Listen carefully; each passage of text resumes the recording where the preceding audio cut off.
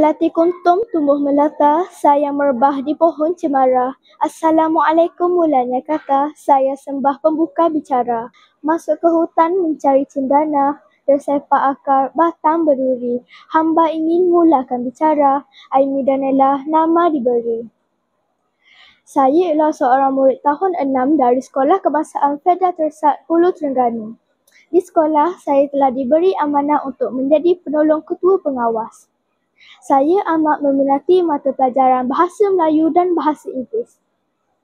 Minat saya terhadap bahasa mendorong saya untuk membaca buku cerita Bahasa Melayu dan Bahasa Inggeris di sekolah, yang kebanyakannya yang dibeli oleh ibu saya yang tercinta.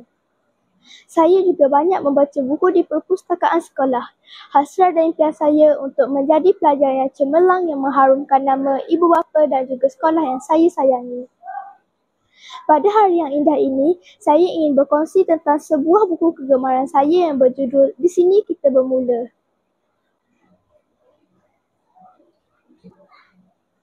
Buku ini merupakan nukilan kejayaan 6 orang murid anak watan negeri Terengganu yang telah berjaya dalam beberapa bidang di peringkat kebangsaan juga di peringkat antarabangsa.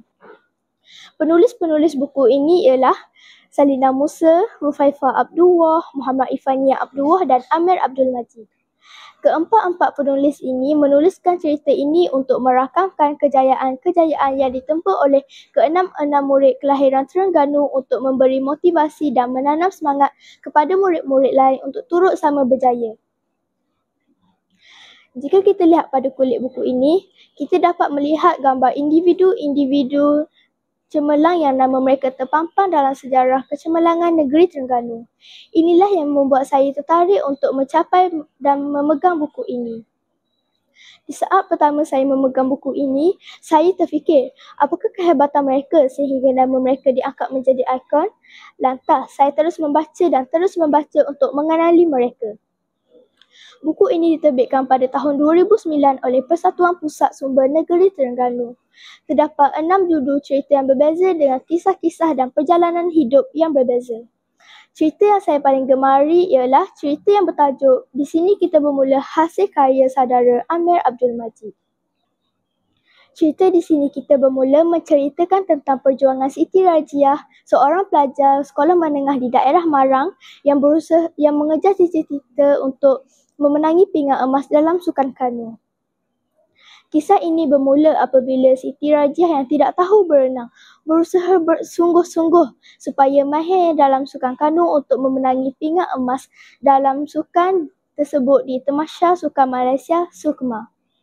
Pelbagai dugaan dan rintangan yang terpaksa dihadapi sebelum beliau mencapai kejayaan.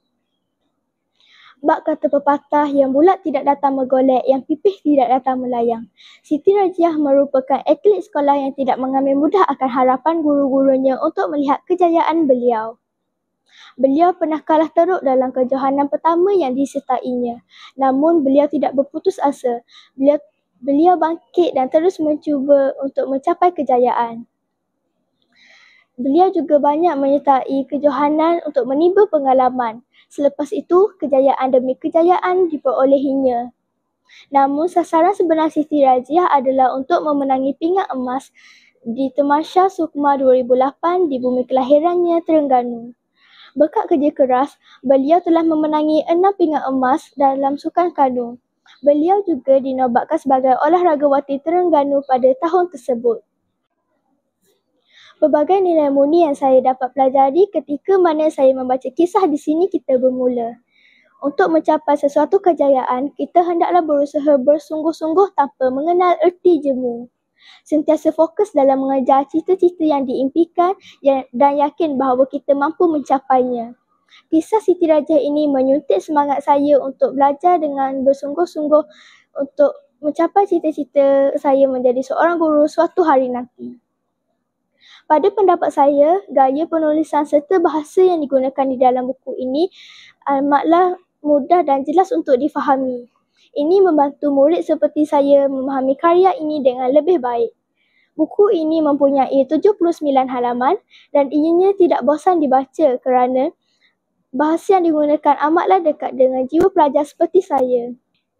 Kesimpulannya, buku di sini kita bermula amatlah bagus untuk dijadikan bahan bacaan semua golongan, terutama pelajar sekolah seperti saya.